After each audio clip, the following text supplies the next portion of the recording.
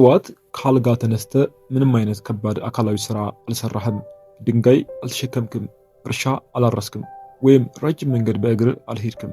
ነገር ግን ከሰዓት በኋላ አካልህ የደከመ አእምሮህ የተወጠረ እና ምንም የማድረግ ፍላጎት ያጣ ሆኖ ታገኘዋለህ። ውሃ ሲወስድ እያሳሰቀ ነው እንደሚባለው ሳታውቀው ጉልበትህንና ትኩረትህን እየመጠጠ የሚጨርሰው ይህ ድብቅ ጠላት ምንድነው? አብዛኛው ሰው ይህንን ሁኔታ ሰነፍ ስለሆንኩ ነው ብሎ ያስባል። ነገር ግን እውነታው ከስንፈት ጋር ምንም ግንኙነት የለውም። ይልቁንም በአእምሯችን ውስጥ ከሚካሄደው የሆርሞን ውጊያና ዶፓሚን ከተባለ ኬሚካል መዛባት ጋር የተያያዘ ነው። ዛሬ በዚህ ቪዲዮ ምንም ሳታደርግ ለምን እንደሚደክም በአእምሮ ውስጥ ያሉትን ሁለቱን ተፋላሚ ክፍሎችና ይህንን አዙሪት ሰብረህ በኃይል ለመሙላት የሚረዳህን ዶፓሚን ዲቶክስ ወይንም ደግሞ የዶፓሚን ማጽጃ ስልት በጥልቀት እንመረምራለን። ክፍል 2 የሁለቱ አእምሮ ምስጢር ኢሞሽናል ኤንድ ራሽናል ብሬን። ልምዱ ሁላችንም ዘንድ አለ። ጠዋት ላይ ዛሬ መጽሐፍ አነባለሁ ወይም ስራዬን እጨርሳለሁ ብለህ ታቅዳለህ። ነገር ግን ስራውን ልትጀምር ስትል አእምሮ ትንሽ ስልክህን እይ፣ ከ10 ደቂቃ በኋላ ትጀምራለህ ይልሃል። ያች 10 ደቂቃ ደግሞ ወደ 3 ሰዓት ትቀየራለች። ይህ ለምን ይሆናል? ምክንያቱም በአእምሯችን ውስጥ ሁልጊዜ የሚፋለሙ ሁለት ክፍሎች ስላሉ ነው። የመጀመሪያው ስሜታዊው ጥንታዊ አእምሮ ይባላል። ይህ የአእምሯችን ክፍል ጥንታዊ ነው።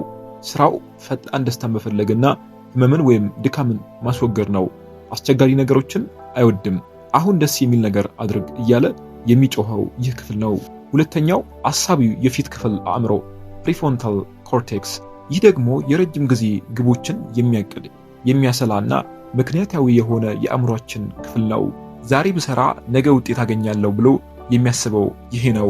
የአገራችንን ሰው ያልወለደች ልጅ ያበደች ይመስላታል፣ ወይም የዛሬውን አውታር በነገ አትስቀል እንደሚባለው ጥንታዊ አእምሯችን ለነገ አይጨነቅም። አሁን ለሚገኝ ቀላል ደስታ ብቻ ይጨነቃል። አንተ ምንም ስራ ሳትሰራ የሚደክምህ እነዚህ ሁለቱ ክፍሎች ቀኑን ሙሉ በውስጥ ስለሚታገሉ ነው። አሳቢው ክፍልህ ስራ ሲል፣ ስሜታዊ ክፍል ደግሞ ስልክ ይላል። ይህ የውስጥ ውጥረትና ውጊያ ያለምንም አካላዊ እንቅስቃሴ ሙሉ ጉልበትን ጨርሶ ያደክመዋል።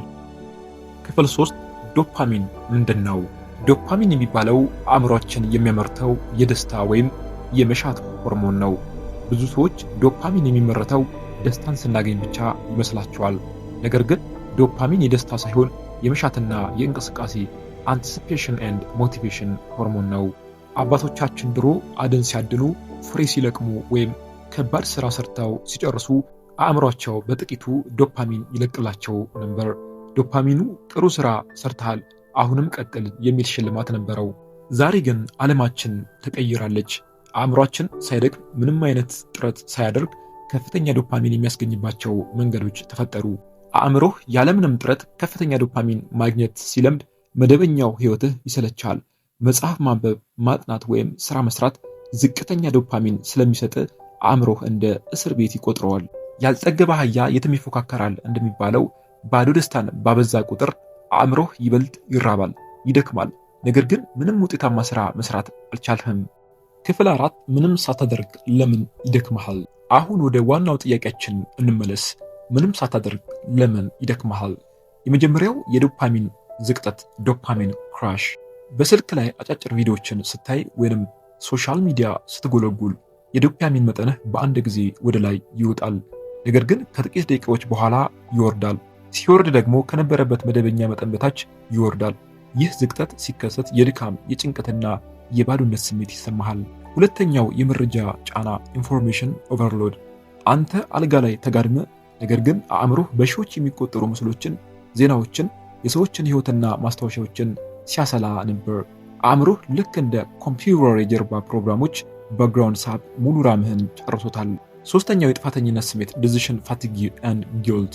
መስራት ያለብን ስራ ሳትሰራ ስትቀር በውስጥ የሚፈጠረው የጥፋተኝነት ስሜት አካላዊ ድካም ይፈጥራል። አልሰራሁም የሚለው ሐሳብ ራሱ ትልቅ የኃይል መፍሰሻ ኢነርጂ ሊክ ነው። ክፍል 5 መፍትሄው የዶፓሚን ማጽጃ። እንግዲህ ይህንን የድካምና የስንፈት አዙሪት እንዴት መስበር እንችላለን? መፍትሄው ዶፓሚን ዲቶክስ ወይንም ደግሞ አእምሮን ከተጋነነ ደስታ ማሳረፍ ነው። ይህ ማለት ሙሉ በሙሉ ከቴክኖሎጂ መራቅ ማለት አይደለም።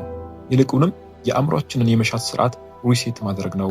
በቀን ውስጥ ቢያንስ 2 ሰዓት ለምሳሌ ጠዋት እንደተነሳ የመጀመሪያውን ሰዓትና ማታ ከመተኛት በፊት ያለውን 1 ሰዓት ሙሉ በሙሉ ከስልክና ከስክሪን ራቅ።